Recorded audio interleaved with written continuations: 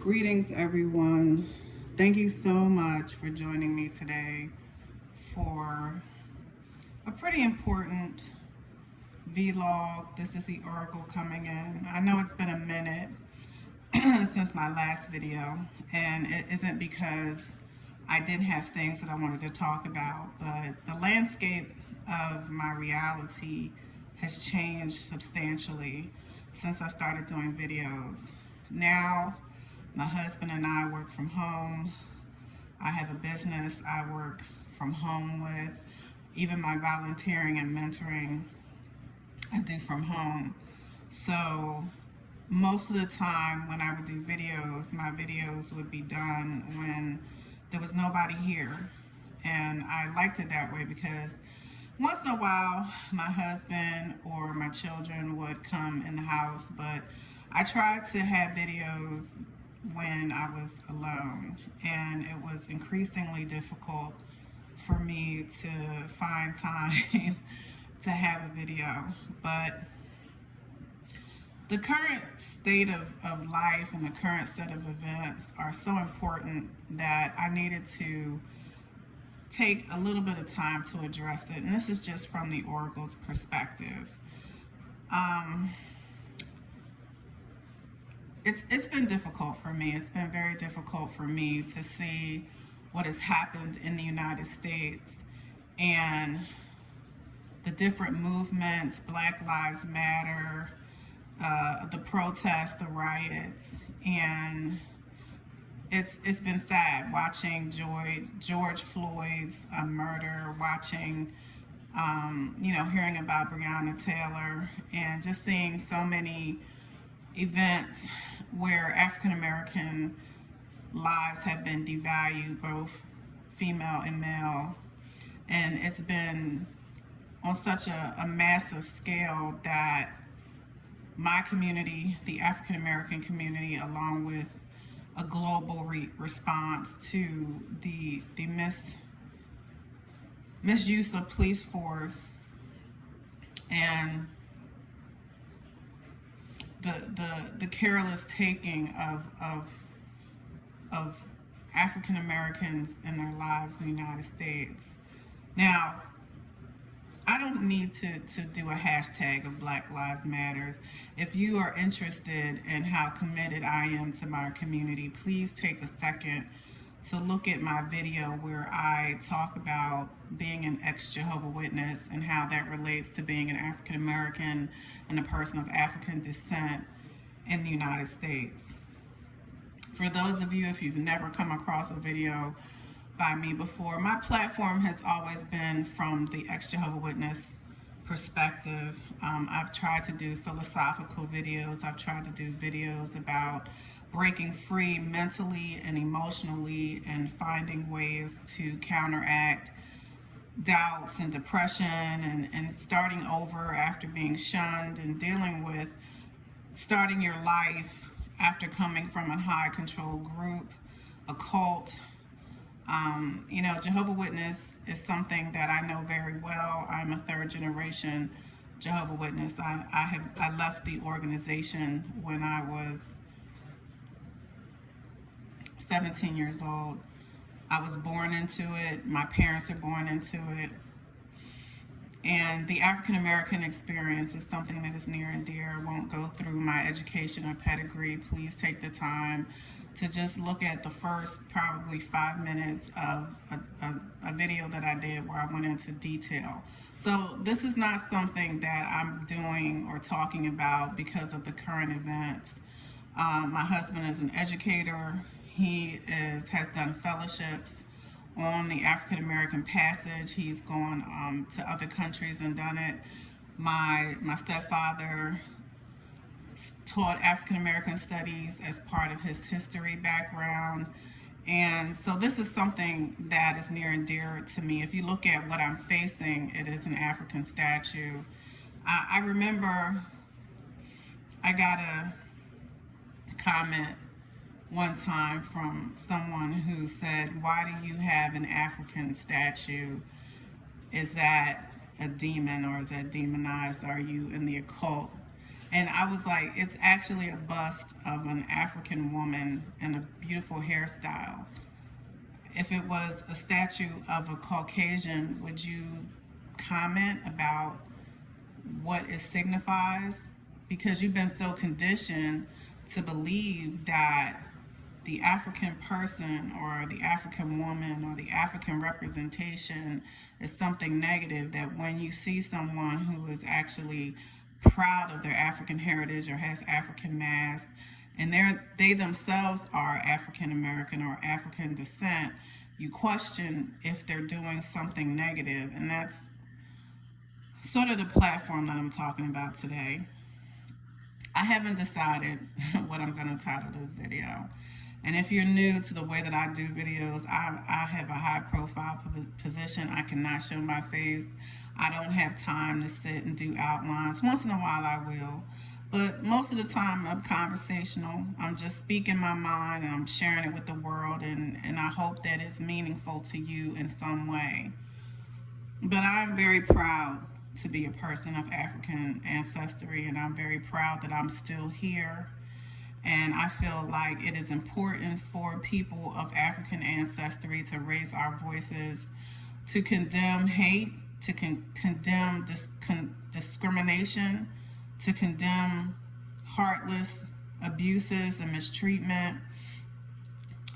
I'm not, Black Lives Matter, but I don't need to join a group for that to happen. I don't need to put a hashtag up for that to happen. Sometimes I wonder how genuine and committed people are, because I just been around a long time. My grandparents, even though they were Jehovah's Witnesses, they lived in the South. My grandfather's brother was lynched. His father was also lynched.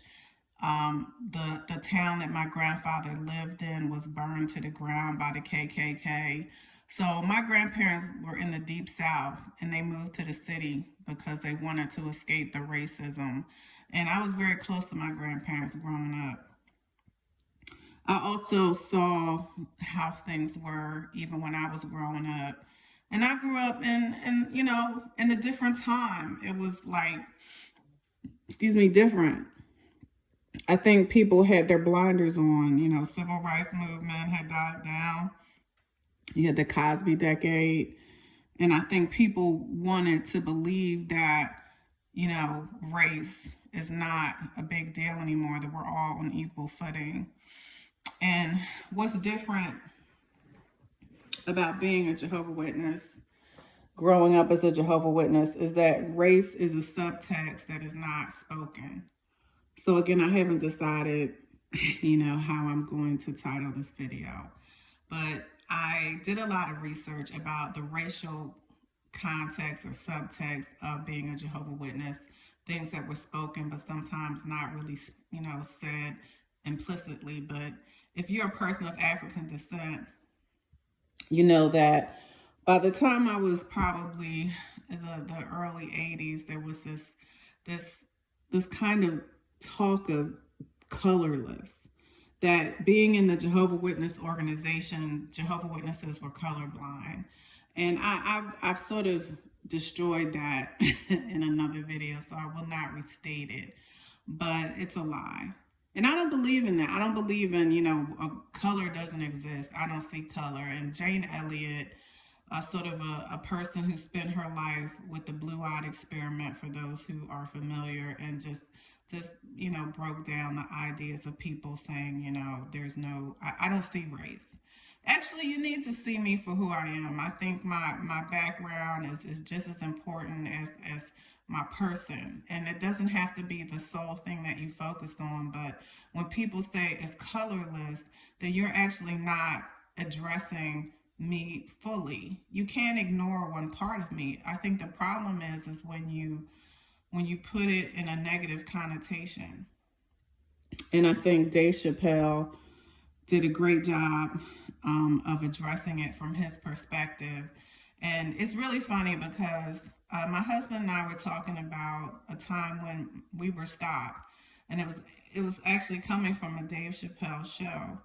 We were driving. We had went to see the last show. We were so happy to actually get tickets to see Dave Chappelle. We saw his last show, and we were driving home, and it was probably about 1 o'clock in the morning, and the police pulled us over. And when you're an African American couple, I want you to understand what it's like when the police pull you over, because you already know that one false move, one something that you say taken the wrong way, and everything can go left. But what I did is I taped it. I took out my phone and I started recording everything that the police officer said. And even the reason that he stopped us was ridiculous. What he said is that he had run my husband's plates and it had come back an error in the system. So he just wanted to look at his license and registration, which was ridiculous. Like, we actually had done nothing wrong. There was actually no reason for him to run his plates. The reason why he ran his plates is because he saw a black man driving in a car at 1 o'clock in the morning, which isn't illegal. There's nothing illegal about that. But he stopped us. Now, if we had, said, well, this is, not the reason to be stopped, or, had any kind of discourse, or when he reached for his wallet and the officer thought maybe he was reaching for something else, you never know, because excessive force is what we are discussing. So there is no such thing as colorless. We know my ancestors have been in this country for 500 years. My ancestors have been in this country a longer time than a lot of Caucasian people.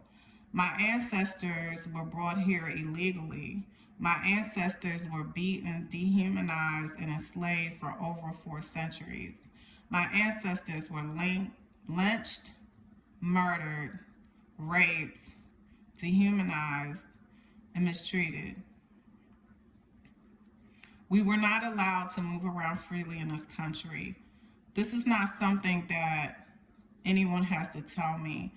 I said in another video, the same video, that I was 11 years old, and we moved into an all-white suburban community, and we were racially harassed by people.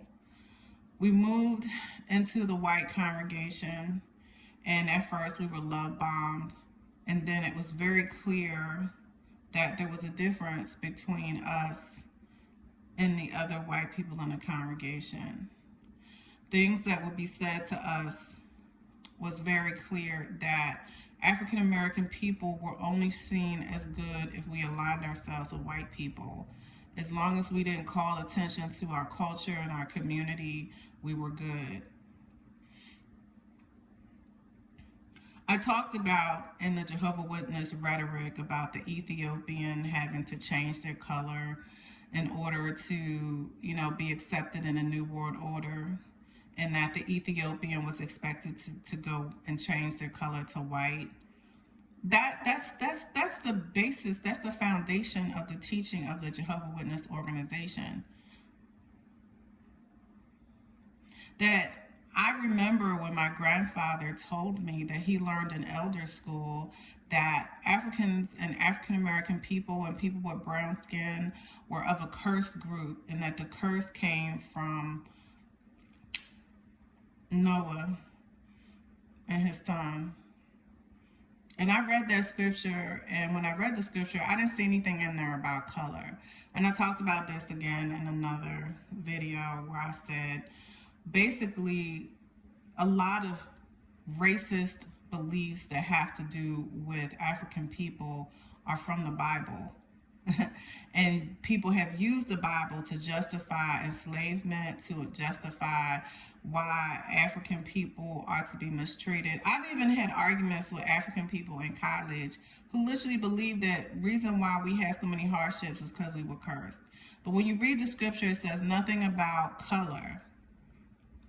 Remember now, The Catholic Church deemed African people 3/5 human, and that's why they allowed slavery to continue for centuries.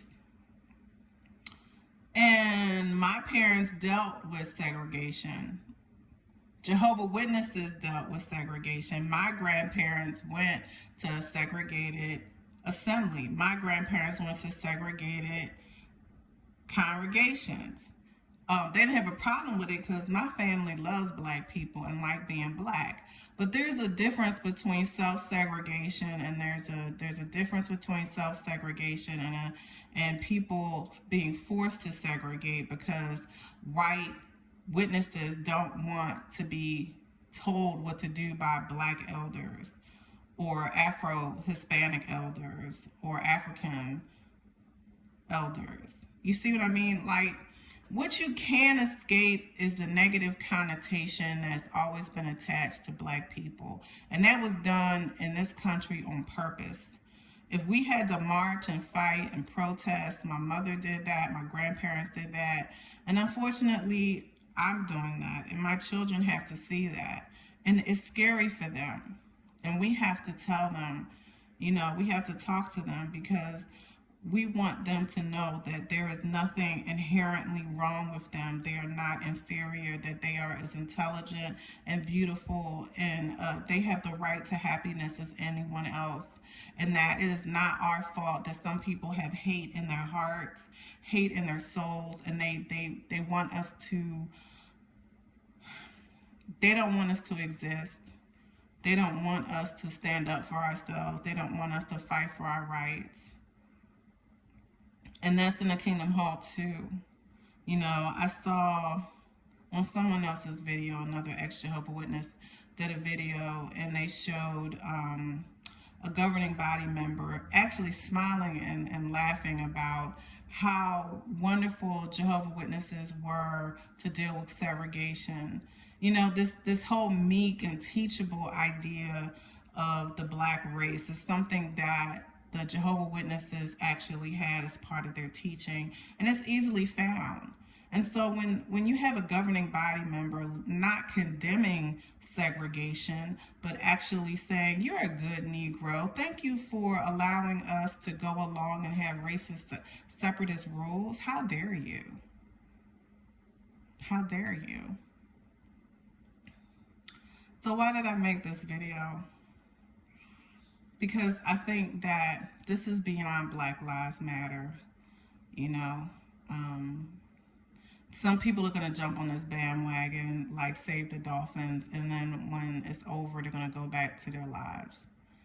I've been in college, I've been to graduate school, I've written papers, I've done a lot that has to do with dealing with my community. It's not a fad for me. It's something that I am intrinsically attached to. I'm intrinsically attached to the empowerment and upliftment of African people all over the world, all over the diaspora. I want African American people to win, and I want them to be treated with dignity. And I want people to get their foot off our necks, and I want the police to stop using excessive force. If I pass a counterfeit bill, I should not have to be killed for it. I've seen people being, saying things like, well, you shouldn't break the law. Even if you do, there is a whole system in place. You should go through that system and then let the punishment fit the crime. If I make a mistake, that doesn't mean that I deserve to die. If I commit a crime, that doesn't mean I deserve death. If I resist arrest, that doesn't mean I deserve to be killed for it.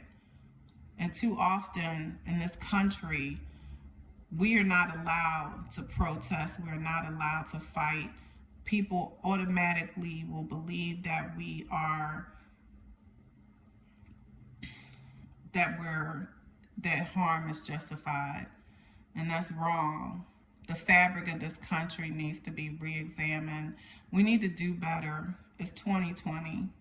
And every ex-Jehovah's Witness, whether you're of African descent or not, I think you need to raise your hands up and condemn violence against innocent people.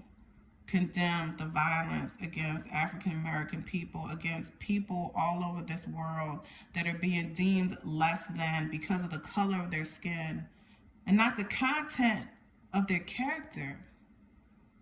You don't you have a right not to like me, but you don't have a right to hurt me or harm me because I happen to be of a different color than you. Because life is a karmic circle. And how you treat people is how life will bless or curse you. Now, I'm here. I'm going to continue to fight for the rights of people all over this world. And I'm going to continue to fight for my community. And I'm going to continue to advocate for ex-Jehovah's Witnesses. And I'm going to continue to speak my voice and say the things that I need to say. But I needed to actually talk about what's going on today. I needed to actually just say a few things. There is no such thing as colorless, especially United States. Everything we do, there's always a racial demographic to it. You move into a neighborhood, you want to see how many black people live there. You go to a school, you want to see how many black people there. You know, all of these things are reported on for a reason. It's because it is a value attached to it. It's a value attached to any place that has African American people in number. And again, that's a separate conversation. It's a separate video, but we don't live in a colorblind society. And until you do right by the people that you have dehumanized for centuries and continue to dehumanize, you will suffer. And I want everyone to come together peacefully to fight for change. I thank you very much for listening to this video. I wish you well, and we will talk soon.